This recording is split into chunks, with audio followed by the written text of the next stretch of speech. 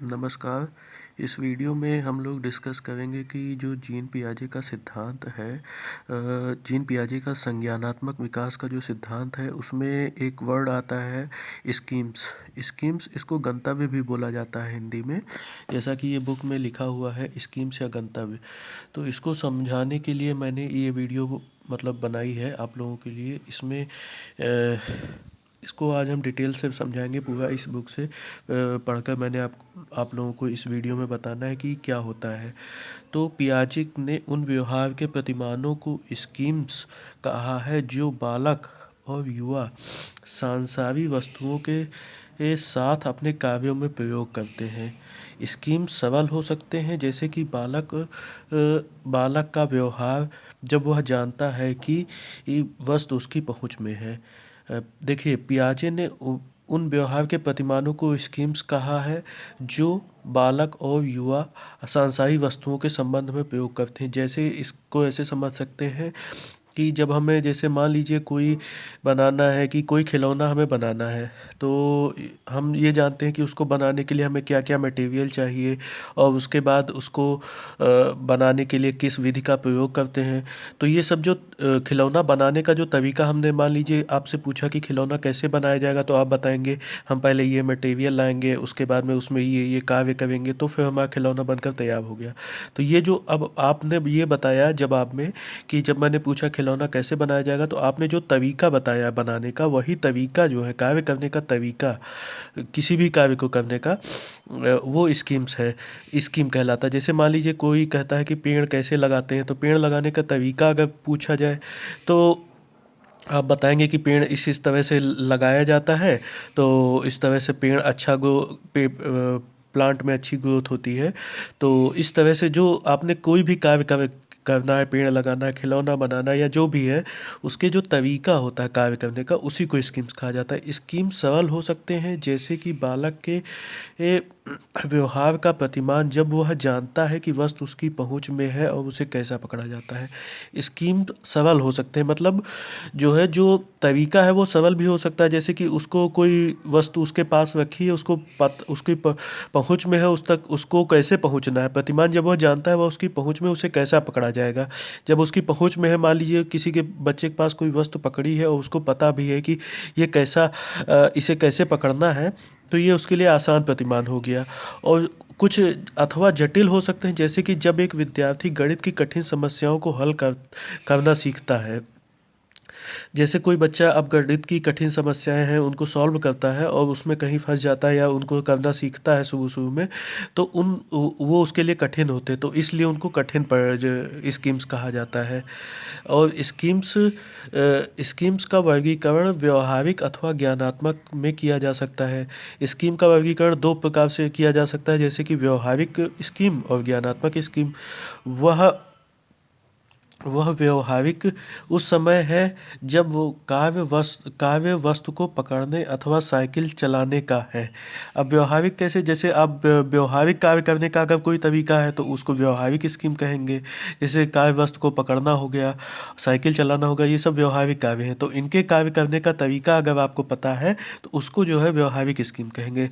यह ज्ञानात्मक उस समय यह ज्ञानात्मक उस समय है जबकि उस काव्य समस्या हल करने अथवा अवधारणाओं को सीखने का है।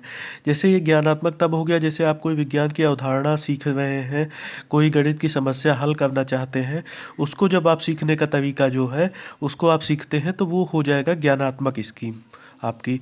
शिशु वस्तुओं के बारे में उन वस्तुओं के बारे में उन स्कीम्स के प्रयोग के द्वारा सीखते हैं जो कि उन्होंने विकसित किए हैं।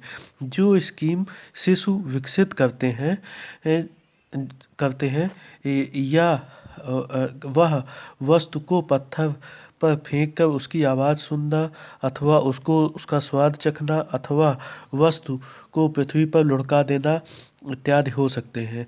अब जैसे कोई भी नई वस्तु होती है उसको हम ध्यान से देखते हैं, उसको सोचते हैं क्या है ये, और उसको जो है चखते हैं, या फिर उसको कहीं भी फेंक कर देखते हैं कि कैसी आवाज़ है, इस तरह से उसके बारे में सोचना कि ये क्या है। तो इस तरह से बच्चे अपने चखना हो गया, उसको फेंकना हो गया, आवाज़ सुनना हो गया, तो ये उनके स्कीम है। मतलब कि किसी भी वस्तु को आवाज़ सुनने के लिए, मतलब उन्होंने अगर मान लीजिए उसको किसी चीज़ से पटका, तो उसकी आवाज़ जैसी अगर होती है, तो उन बच्चे के दिमाग में स्कीम होता है कि हमें आवाज़ सुनने के लिए इसको पटकना होता है। तो ये तरीका है कि आवाज़ सुनने के लिए कोई पूछे क्या करना है, उसको पटकना है, तो उससे आवाज़ उसकी सुनाई देती है। तो इस तरह के जो स्कीम होते हैं, या फिर उसको चखना होता है, उसका स्वाद जानने के लिए क्या करते हैं, चखते हैं। तो आप किसी से पूछिए कि क्या करते हैं स्वाद जानने के लिए, उसने बताया चखते हैं। तो अब उसको तरीका पता है स्वाद जानने का। तो ये जो तरीका है, या फिर आवाज़ जानने का, या फिर उसको स्वाद जानने का, यही तरीका स्कीम कहलाता है।